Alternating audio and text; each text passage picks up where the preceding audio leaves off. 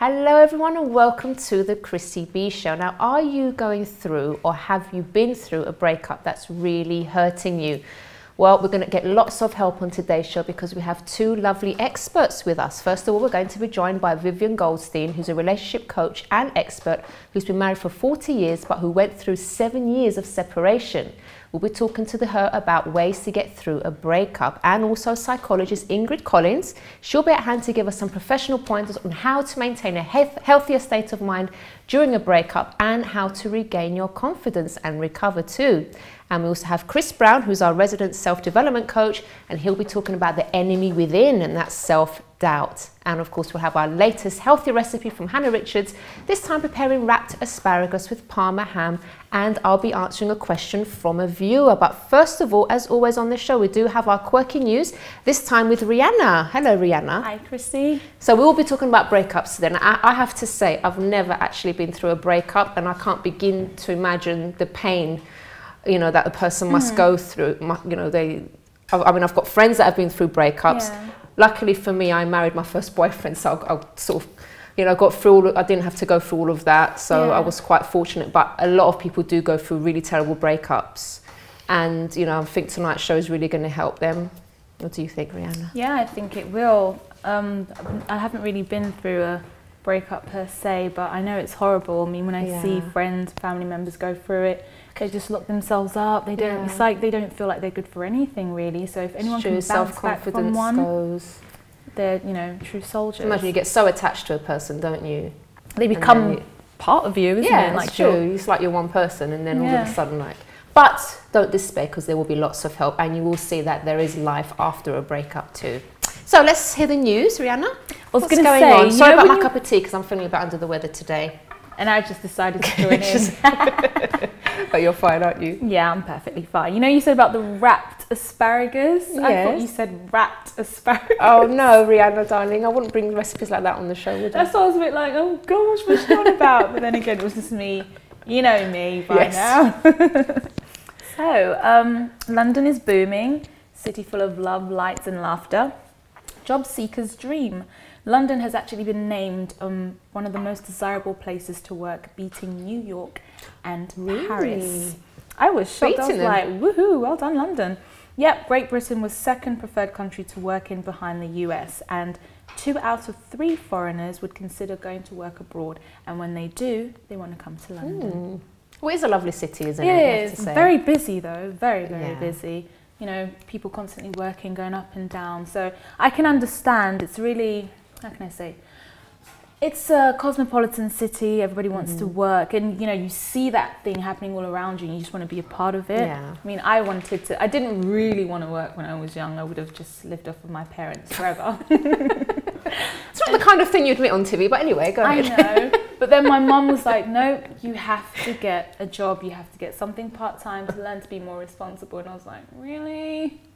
Can I just not get through life without working? But good thing I did. I got my very, very first job, I think it was at 16 in the city, and it was really good. I felt really independent, and seeing different people, talking to people at different levels. Nice. It helped me build my confidence. Yeah, boost your confidence, I think. So I understand why foreigners would love to come to work in London. I mean, I totally agree. But as a Londoner, I don't think I would be so eager to go and work somewhere else. I think it would be scary. I think people are really brave when they just get up and they leave and they go and work in another country. Like, is it carpe diem? I've always wanted to say that word. I hope I said it in the right context. Did I? No? Okay. No, carry on, don't worry. But when I had a friend who went to live in the US for a year, and I was like, oh, I envy you with passion, because I just couldn't do it. I couldn't, I don't know. And then at one point I wanted to go and teach English abroad in Brazil, and I thought, yeah, I can do it. And then after a while I was like, no, I can't do it. But it's true, because the study even shows that more Brits are less adventurous about moving abroad to go and work. Well, maybe that's because London is a lovely city to be in. Yeah, it's so vibrant, so to go and work somewhere else would be a bit scary. And it's not for everyone anyway. The idea is nice to think about, but there's some people that are so attached to their home comforts and their family and everything. For them to go abroad wouldn't be good for them. They wouldn't sort of enjoy it. But there's other people that maybe aren't so attached to things, that they love the adventure side. And they would go for it. All I have to say is, maybe it's because I'm a Londoner. I wanted to sing on the show today and I got to. All right, there you go. Yay! And it makes me feel younger. Not that I am of age per se, but it makes me feel younger. Good. Okay, no more singing. Let's have the next news item. Callum Best decided to ditch the beard. You know, I don't know if you know, he was known for being Gandalf and stuff. And he's ditching his beard and he's preparing for his 3rd hair transplant in 2 years. Okay. I'm a bit scared about that. How do you do so a he hair wants transplant? the hair on the head, but he wants to lose it off his face. Is that what you're saying? Yeah, because he grew it for one of the roles that he was doing. But then now he's going to shave it off. Well, the beards are really in actually now, aren't they? I know, you've got all those celebs with beards as well. I don't know. But maybe he just wants to be different from everyone, because now that everyone's got a beard, now he doesn't want one. Yeah, he just wants to come off of it and probably set a trend. But hair transplant, I didn't even know you could do that, but looking at science and everything today, it's clearly possible. But it's not something that I would think about. Because you've got hair. But how would you you attain hair. You put hair on your head somehow. But how would you think about a hair transplant? Isn't it scary, you know? I don't know. Why would it be scary? Scared. When you don't have hair, then you do anything, really. But he did, he had hair. But obviously it's because he lost, you know, he suffered hair loss because of all the dyeing of his hair, doing all these crazy styles. Sometimes it's hereditary though. He did have a few accidents and then he went bald for a while. Then he grew it and then he thought, okay, I'm going to go balding and grow a beard, and then everything came. I think it looks nice both ways, so good on him. I don't know. Not too sure, but you know, great for him. Just hope he's not watching, Rihanna. If you are, yeah. And you said my name, oh gosh. I'm kidding. Well, this news is really, really lovely. Now, sometimes people consider a disability as, I don't know, something to be ashamed of, that they can't do much because of it. But this 24-year-old, she's a double amputee, and she landed herself a modelling contract. Good for her. I think that's absolutely amazing. I mean, she was a former nurse and she just hoped to make more money to buy herself a prosthetic leg, but then ended up becoming a model from it. Oh, wow. So that shows that picture of her. Yeah. Oh, there she is. And she's really beautiful as well. And that just shows a lot of confidence. And she's got her leg now as well. Yeah, so imagine how many people she's inspiring, making them see, you know, it's not about things on the outside. That's really good. That's why I love it. Do you know that organisation, Models of Diversity, they have all sorts of models. They're not just sort of the typical one that everyone's used to, you know, size 0. They've got all shapes and sizes, all ages, people with disabilities, and it's so lovely to see that, because it's real. That's what real people are. It's real, you know. We're not all size 8, though I wish I was size 8 again. But life is life. But you're gorgeous. Oh, thank you, Christy. I just wanted to hear you say that. But I think it's great. I absolutely admire her confidence and her courage for doing that, because it also inspires like younger people, because they come across these magazines and celebrities and they think they have to look a certain way to be accepted. Now that kind of confidence makes them see, hey, I can become whatever I want, looking like this, and that is amazing. Absolutely love it. Good on her. Moving on, I have news of a pilot who turned into a businessman. Oh. I know, it's quite lovely.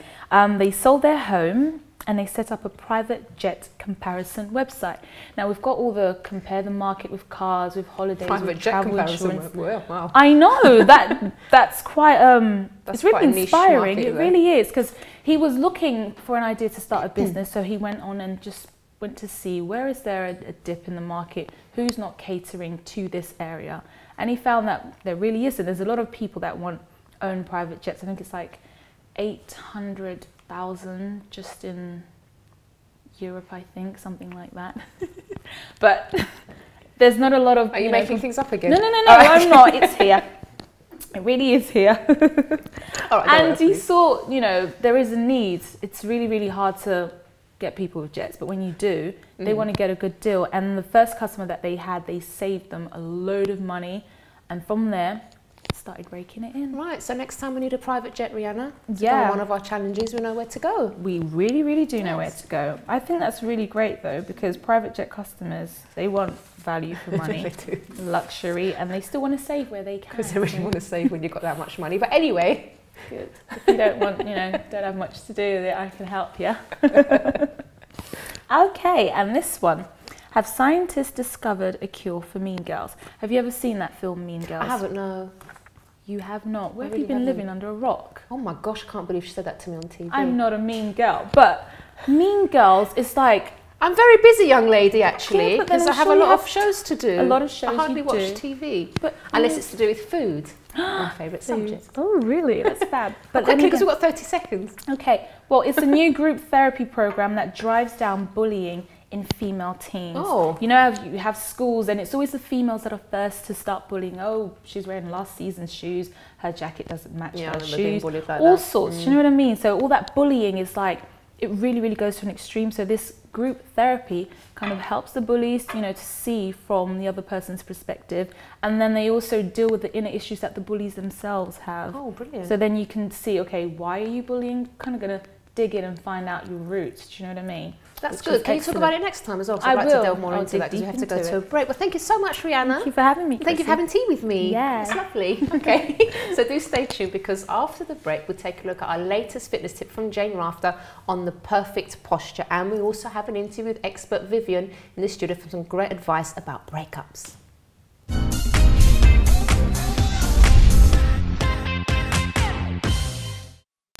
Don't forget to subscribe to the Chrissy B Show, always aiming to show you the happier side of life. You can find us on YouTube, Facebook and Twitter.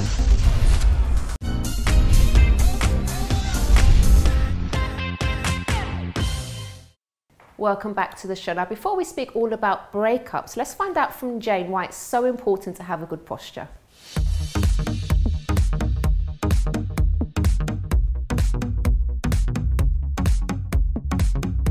Hi everyone, it's Jane here with your fitness tips for the day, and I just want to quickly talk to you about posture, which is really important and really makes a difference to how you look. So whether you're a size 6 or a 16, doesn't matter what size you are, if you hold yourself in the right way, it's going to make a huge difference. So have a look at this. If I just let my shoulders come forward and I relax the tummy, see?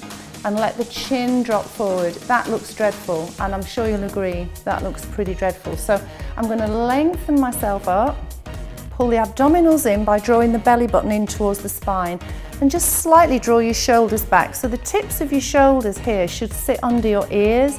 Stand proud, pull your tummy in, and you'll look so much better. Okay, see you next time.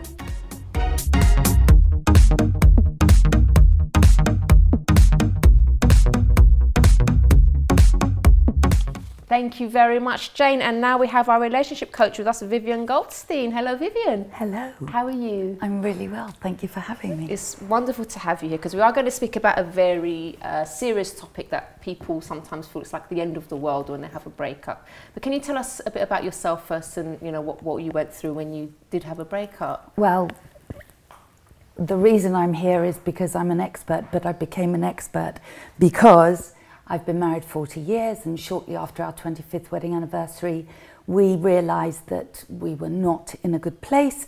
So rather than keep trying to make it better living together, we decided to split up. The message we sent out, which I thought at the time was important, and I still do, is that we did want to get back together. So we explained very clearly to everyone, we're in a mess, we're going to be separating, but with a view to getting back together. Right, So, so you hadn't lost hope on the relationship. You knew No. that, you know, there was a way to get well, back. we hoped, but it was bad enough to separate, so one had to work very hard. How did you cope during that time? Because how long were you actually separated? Well, altogether it was 7 years, and I think the first 3 years were horrible. They were horrible for both of us. It was awful because we have 2 children, and our family unit was very important to us. So our children by this time were quite grown up. But even so, it's... I do not want to use the word failure, but I can understand why people say I felt a failure.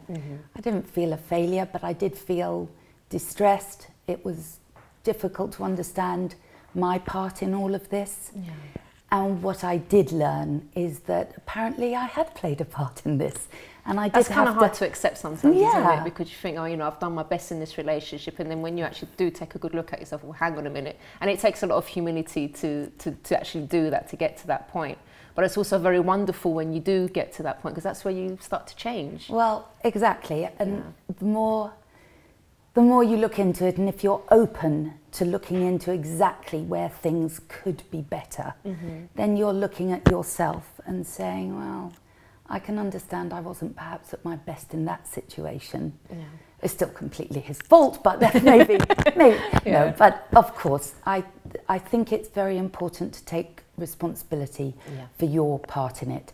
And as soon as you start taking responsibility and seeing things not only from your point of view, but from the other person's point of view, then you start to begin to understand yourself better, and you start to understand why you behave in a certain way.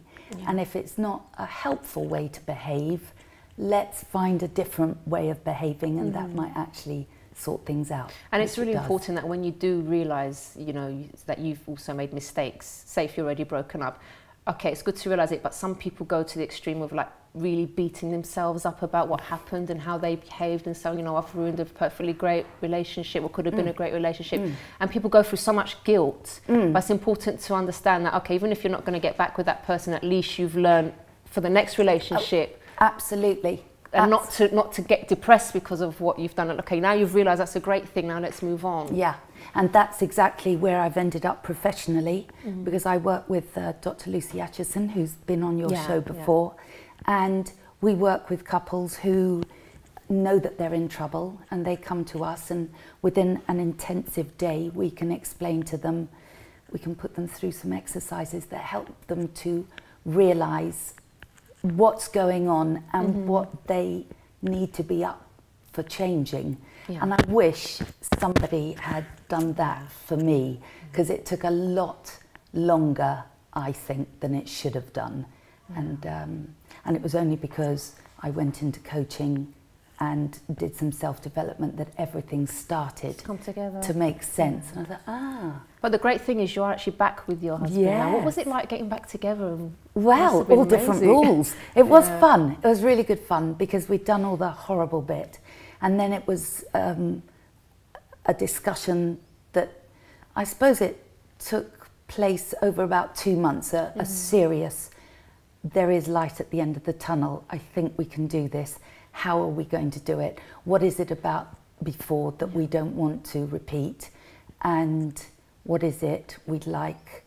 So one thing is that if he wants to watch television in bed, he wears these earphones and I wear an eye mask, and, you know, I can go to sleep and he can watch television. So you know, I'm laughing about that, because honestly, about the times, because my husband sometimes stays up on his iPad and the light, I can't sleep when the light's on. I'm like, Michael, can you please turn that off now? It's time to sleep. I can't sleep. And okay, just get an eye mask. Well, and I think that's the thing about marriage, is that there is this give and take. Exactly.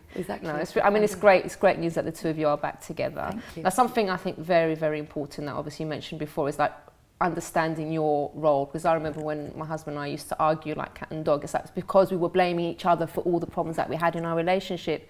And I think if we hadn't had continued that way, we would have eventually broken up, because it was not a healthy relationship the way it was. And we really did have to learn to listen to one another and to acknowledge our own mistakes. And it was only then that things started to change between us. And we get on so well today. And I mean, it's great. The fact that you have got back together shows there is hope if you're willing to work at the relationship. Yeah, I think a lot of upsets come about because we make assumptions, we have expectations that aren't met, we don't listen, and then, of course, you get irritated by somebody and it keeps happening, and you're not making an effort to sit somebody down, or sit your partner down and say, look, I'm really getting upset because this keeps happening. Can we please talk about it? So it's important that each of you understands, well, you're assuming that I like profiteroles and actually I don't. And he's assuming that, I don't know, that I don't mind television being on. But understanding what your expectations are, explaining to your partner what they are, and then realistically, are those expectations possible? So it's constant communication. I mean, it's so true because, you know, everyone talks about how important communication is, and yet time and time again, couples tend to sweep things under the carpet and say, you know what, rather than having an argument or a disagreement about this, I'd rather not talk about it. But that is not the way, because it's one day it's going to flare up, isn't it? And that is another problem, I think, is that one person will say to the other, could we please talk about this? And the other one will say, no, everything's fine, I'm fine, we don't need to talk. They're not fine. and it's not fine, and I think that then the person who asked to have the conversation gets scared about asking again because they were shut down the first time. So you would lose confidence, you don't want to be rejected a second, a third, a fourth time. And the person who doesn't want to have the conversation, well, it's a bit sad that you don't want to listen to what your partner would like to say to you. What would you advise on to someone maybe that is trying to talk to their partner, but the partner's sort of shutting them down? What would you advise? I think that I think it's important to choose your moment. You know, and if necessary, say, I'd like to have a chat. When would be convenient to you? I can see you're busy now, or we've got to put the kids to bed and I know you're tired, or the man is saying it to the woman, I can see you've come in from work and how about we have a glass of wine on Friday night? Would that be... So nice and relaxed, and let's rather have a date. We need to talk now. Well, it's definitely not that. Much exactly. better. So let's sit down and you make sure that nobody's in a bad mood, and there aren't any distractions. Okay. And then find a way of not blaming the other person. Asking, discussion, not an argument. This is what's happened. I wasn't happy because blah blah. How did you feel about it? Brilliant. And let your person talk to you. Because if they feel they're being listened to, they're more likely to talk. They will be much more likely to actually give you what you want. Vivienne, will you stay with us? Because we need to go to a quick break. Yeah. And we're going to be joined by another expert, also talking about breakups, but also talking more about maybe how to deal with a breakup when you're not likely to get back with the person too. So do stay tuned.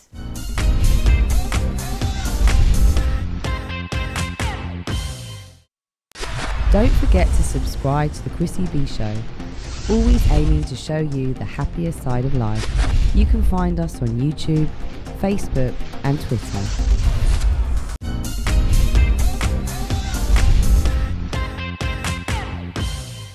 Welcome back. So in a couple of minutes, we'll be speaking more about breakups and also how to deal with big changes in your life.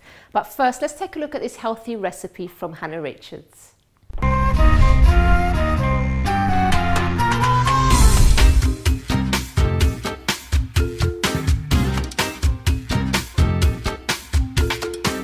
Hello and welcome to the MTS Kitchen. My name's Hannah Richards, and today I'm going to show you how to make some quick, easy, simple and cheap recipes that you can use for yourself, with your partner or with the rest of your family. So we're going to start with the asparagus. Asparagus is one of my favourite vegetables.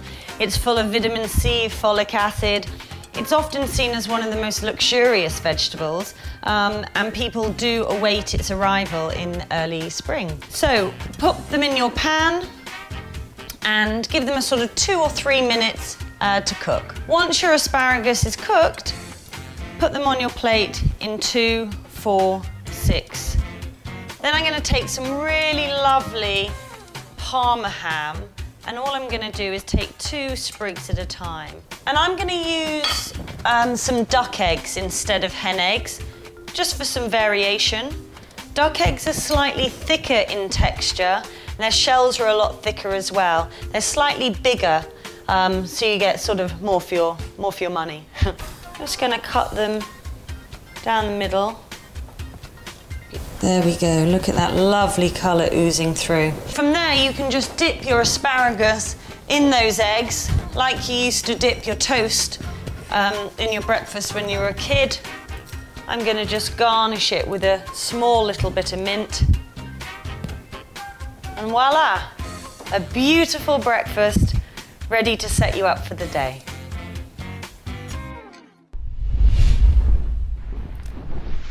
That looks like a lovely breakfast, doesn't it, ladies?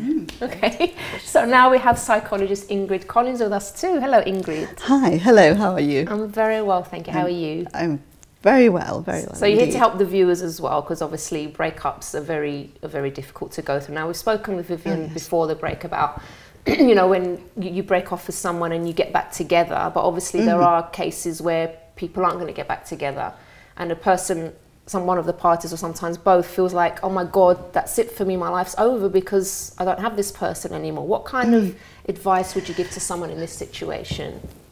And a lot of us have been there more than once. Have you? Oh yes, oh my goodness, I was madly in love with the only man in the world when I was 18. And again when I was 21. Oh, different only man in the world.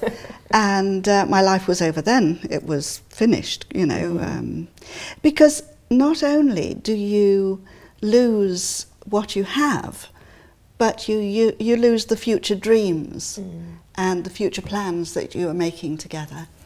And it wasn't until one day I sat down next to a man and felt, oh, there you are, that I realised that there is life after breakup, and not with the same person. And like Vivienne, we celebrated our 40th. Oh wow, that's brilliant. Yes, in November. I mean, it is lovely to have a partner, a long-term partner, and you know, it is a wonderful thing. And, you know, if you have that, you should invest in it. But sometimes people think, oh my gosh, it's impossible. It's not possible for me. Sometimes people feel it's more important to be right than to be loving. That's a very good point. And there's a lot of ego and a lot of power games that you can just let go and be happy. That's true. You know, because it's not important. A lot of things aren't important. No, love is the most important thing in the world. If you haven't got it now, it may be just round the corner. And the more you feel good within yourself, the more you attract love. The more you love, well, oh, it sounds such a cliche, but if you are able to value yourself and respect yourself, and yes, even love yourself, then that is a very attractive way of being in the world. Have you ever woken up, Chrissy, and said to yourself, I wonder how many miserable people I can find to hang out with today? It doesn't work like that, folks. I'm here to tell you, folks, it doesn't work like that, does it? Not at all. No. And there's the old saying, fake it till you make it. If you don't feel great, you can work on it yourself. You don't have to let everyone know that you're miserable. You don't have to stand in the middle of Oxford Street with a great big tannoy system saying, you know, how, although it's sometimes quite tempting to do that if you're feeling like that.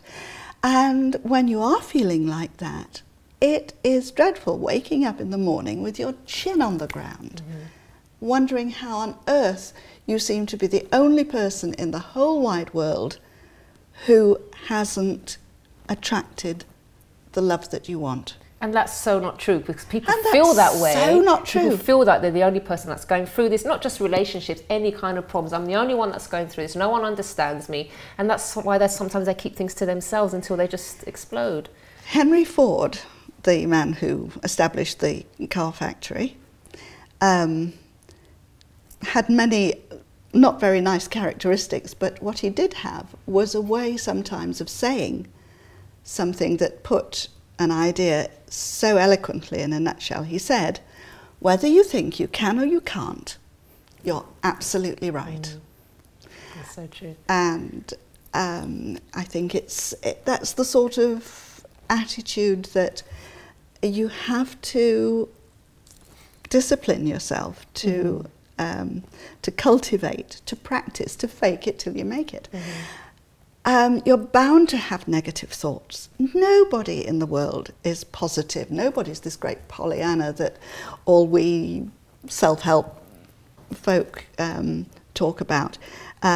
Yes, it's very important to be happy. You can choose to be happy when it's appropriate. You can't decide to be happy if your dog's just been run over that morning, or you know, whatever, or you've lost your job or something. But when you have these sad feelings, have a good wallow. It's important. You deserve it. You've earned it. But then move on. And then move on. Mm. And if these feelings keep on coming in, respect them, acknowledge them, but don't let them, just like little wayward children, they're going to keep on tugging at your sleeve until you notice them. And it's perfectly normal to feel that as a human. More than normal. We're people. It's human to feel these certain things, but then you don't have to let them stay there and take over your life. And so, Ingrid, with sort of increasing a person's confidence, because obviously, you know, you are going to feel bad for a while, but if you've had a breakup, or if there's a big change in your life, or another loss in your life. Yes. But it is important to try to get your confidence back. Are there any little tips that you can give, like maybe things, activities that someone can do, or... Okay, let me do one maybe with the viewers. Which camera are we on? This one. Oh, with this one. Okay. I want people to think, I want you to think of the person you admire most in the world. Maybe we can do it as well. Mm-hmm. If you think why you admire them the most, just have a moment and think why it is you really admire that person. All their qualities that you think are absolutely marvellous. Mm-hmm. Now, if you've thought of them, let me tell you a secret, because you could not have recognised something out there if you didn't have the template within yourself. Mm-hmm. Interesting. And so all those beautiful things that you recognise in other people, I mean, you must know this for... you've got them within yourself. Mm-hmm. It was brought home to me very much by one of my clients who was suffering a terrible breakup. And she decided eventually that the thing she missed most was that he was in a rock band and that he was the drummer, and he was cool. And she decided that she was going to learn the drums. Okay. Good idea. She loved drums, you know. So we're going to go to a break in just a moment, just before you both go, for people that are thinking, you know what, I can't recover after this trauma that I've had, this breakup that I've had. Very quick piece of advice, your top tip, Vivienne. You are in control of you, and if you don't like yourself, then why should someone else give you the time of day? So I agree with Ingrid. You've got to be really positive, and there's definitely at least one thing about you that is good and people like. Exactly. So make sure you know what it is and go with it. All right, I'm totally run out of time, sorry. But thank you so much, ladies, for everything, for all the advice. And that proves to you that there is hope after a breakup and you can have a happy life again. Thank you so much, that was wonderful. All right, so we do have a break now, and after the break we'll be speaking to self-development coach Chris Browne, who'll be talking about the enemy within, which is self-doubt.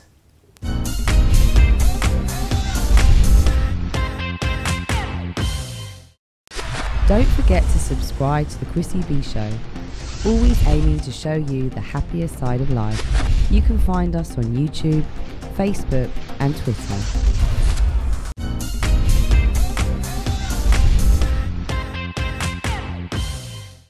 Welcome back to the show, and now I'm with Chris Browne, who's going to be talking about the enemy within. The enemy within, self-doubt. In just a moment, because we have a question to answer from a viewer.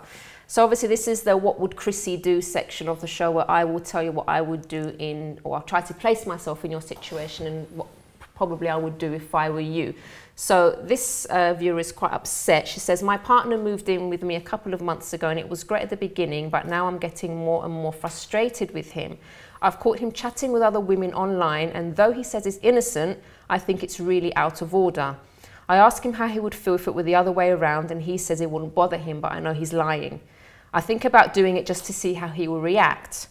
We often argue about this, and at one point he said he stopped, but I caught him again. What would you do, Chrissy? First of all, I have to say I'd probably be very angry if I was in this situation. But then I would actually probably analyse myself and think, well, have I actually been communicating with my partner? How's the relationship been between us? Why would he feel the need to be talking to other women? So I would sort of cover the bases there. Have I been giving him attention? Have I been there for him? You know, just to make sure that I'm not that it's an excuse for him to talk to other women online, but at least to make sure that I'm being a good partner to him.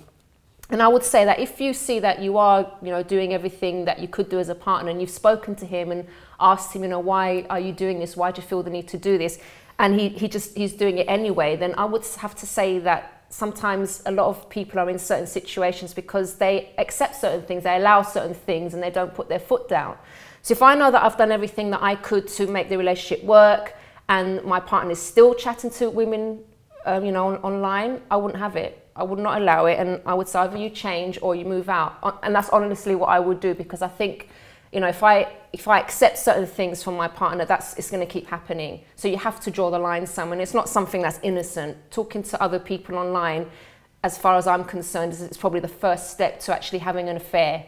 So, you know, it's something quite serious. So that's what I would do in your situation. But of course, don't just, you know, up and leave him or ask him to move out. Make sure you talk first. Make sure you communicate. Get professional help if you need it. And, you know, try and solve things right now before things get worse. That's what I would say. I don't know if you'd add anything to that, Yeah, I'd like Chris. to add something to that. There was one area that she said that she felt like doing the same thing. Oh yeah, not a good idea. That is not going to resolve the situation. No, that's not going to at make all. it worse. It will. Too bad don't make it right at the end of the day. I agree. Totally. Communicate with him. Find out. There must be a reason why he's doing this. There must be something lacking in the relationship. That's not saying that it's your fault at the end of the day. But there is something lacking. Got to get to the bottom. Communicate at the end of the day. Yeah. Which is what we've been speaking about on today's show. Yes. All right, so we're going to talk about the enemy within. Well, it's funny saying Tell that. us. You said that's what we've been talking about a lot about feelings and these areas as well. And we are talking about the enemy within. Doubt, right? The one thing that always destroys everything along the way. But I'm going to tackle this in 3 different areas. First, we're going to talk about where it comes from. Then we're going to talk about what it actually does to your life. And then we're going to do the good bit, like how to actually remove yourself from that place and deal with it, right? Okay. So talking about already, where does it come from? Now, it comes from a lack of, let's say, let me put it this way instead. This one's a bit interesting. Comes from abandonment. Abandonment, right? When we look at where does doubt come from, it comes from abandonment. And I remember researching this and looking it up, and it was saying right from a baby it starts. Would you believe it or not? It starts right from a baby. All right, think about this. Baby screams. Yes, baby screams, wants milk, mother comes, baby, right? Okay. A little bit older, screams, both parents, yeah, they're taking care of it. After a while, it's no more. Screams, nobody comes. I'm abandoned. Yes, I'm abandoned. What's going to happen here? Aww. But the thing about it, as we grow up, we're talking about in the teens now, in school, things happen, get isolated out of it, feeling abandoned, right? That abandonment changes into self-doubt about who am I? Why am I treated this way? Why am I abandoned all the time? And when looking this up, it made me think about quite a few things. And, you know, people know, and emotions we go through ourselves as well, and thinking, well, is that the case? And it's very much in line with that. So we got to look at it as well. We got to reevaluate and see, well, is that part of me? And why am I feeling that way? Okay, so there's where it comes from. It's like going to the roots of things. It is very much so. And if you get to the roots, then you can understand it, then you can actually deal with what's on the outside of it. Yeah. Now, let's talk about what it actually does to your life. Now, doubt can ruin all of your opportunities. Right? It stops your success, it stops you interacting, it's the way you feel about yourself as well. You start to give yourself sort of, let's say, a secondary voice that will tell you that you're not good enough. Anytime you're about to attempt anything, you've got that thing, I can't, I won't. All these sort of words you tend to use, this dialogue, which has got to stop, you know, and realise, well, my life isn't moving on. Everybody else is moving on, my life isn't moving on. There's something stopping me. Now, we might think about it something on the outside, but it's an enemy within. Doubt. So we've got to go back to, you said, right to the root of it at the end of the day and find out why. All right? But let's talk about moving away from it.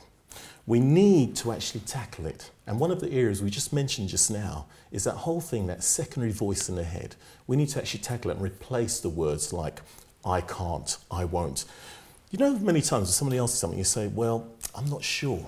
It'll be better if you said, I don't know, or I do know instead. This sort of not sure is putting labels on yourself and reaffirming and saying, I'm not sure about this, I'm not sure about that, or I can't do this. Oh, maybe they can do it, but not me. Or somebody pays a compliment, oh, no, no, no, them. These little things turn out to be big things at the end of the day, and they control your life. We need to actually deal with them and get rid of them. So let's start taking those words, reevaluating them, and turn them to more positives instead. Words have a lot of power. We actually self-talk to ourselves, and we need to self-talk to ourselves that we actually come out from that place of self-doubt.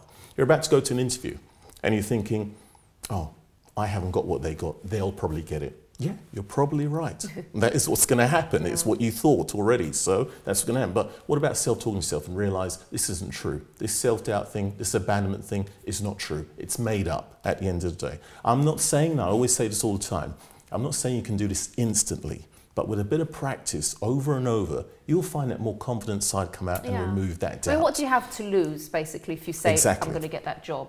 Okay, if you don't get it, it wasn't meant for you. At least you tried. There you go. But you don't lose anything by, you know, speaking positively to yourself or being more positive. No. But you will lose by being negative, because you're going to go in there already, say if it's a job interview, another situation where you have to maybe prove yourself as something. If you go into that situation already thinking negatively about yourself, you will portray that. You're going to put that across to the person that you're speaking to. Exactly. So what, even, and like we said before, even if you don't feel that way, talk to yourself. Just talk to yourself. Just pretend that you do, and then those feelings will come, because there's been research done on this as well. Yes, that is correct. And that's where it came from. And the other side, you just mentioned about the interview thing. I always said this as well in coaching interviews. First few seconds you walk through a door, they've actually made their mind up about you. They don't know that. It's in the subconscious. We judge. We make an opinion. But think about this. You've gone in there already thinking, I know I'm not going to get this job. I know I'm not going to get this job. Yeah. Automatically, what are they going to see? They're going to project already compared to the person who went and sit on that chair before you or coming in after you. So you've got to talk to Do you know what I was about just thinking as well? Sometimes people worry, like, I'm not going to speak confidently, I'm not going to, because I look nervous, I'm shaking, for example, my lips are quivering. It's obvious to this person that I'm nervous, but actually, people are quite understanding. We sort of think that people are so, you know, so judgmental, and some people are. But there are actually interviewers, for example, that are very compassionate, that know that, you know, people are nervous, but they like the fact that you are actually trying to overcome that in that interview, and you are trying to be positive, and you are trying to show the best of yourself. They will appreciate that. But if you already go in there, you know, shaking and then not even saying anything positive, that's worse. You've defeated already. You're defeated already before you've even gone in there with that. And on top of that, when you've done that, you're automatically going to do the thing which I always say, do your best interviews on the way home. Oh, I should have said this. Oh, I should have said that. Oh, best interviews on the way home. But the employer isn't there with you. So you've got to remove this doubt before. Just as you said, go back, find out where is it. Where did it start? You know, he's talking about relationships as well. When someone breaks up in a relationship or rejection, it does a lot of damage, you know, if you don't value yourself more as well, because you'll go around thinking, I was rejected. You know, that sort of thing where, I think it was when I was younger, oh, I got rid of you first. No, you got rid of me first, that sort of thing. Nobody wants to go away with that doubt and feeling rejected at the end of the day. It's a bit bigger than that, you know. Value yourself, work out what's going on. Put a positive out there. Yeah, exactly, guys. Things happen to all of us, but the main thing is we need to move on from it. Still love ourselves. You know, I know some situations are harder than others, but we all go through these things. And you know what? Stay positive. We can get through it, guys. And we can be positive, right? We're human. We are human. We're human. Thank you so much, Chris. Pleasure, Chrissy. And if you want more information about any of our guests on today's show, you can visit the website, chrissybshow.tv. And if you'd like to email me, maybe you have a success story you'd like to share, or maybe something that you've been through that you'd like to share with the viewers to show how positive you are, you can email me on chris@chrissybshow.tv. Bye-bye for now. How are you, Chris? I'm very well, thank you. So you're going to be teaching us. I'm going to inspire them to get a little higher. Great. Okay then. And we also have the other regular. Can you help me here? Sorry. Hi, Chris. Hi, Chrissy. You're going to say anything? Go on, all right, let's go again. Sorry, look on. Okay, and we also have our other regular fitness, beauty, fashion tips, health recipes. On the Chrissy B Show this week, you'll be learning the secrets to being successful.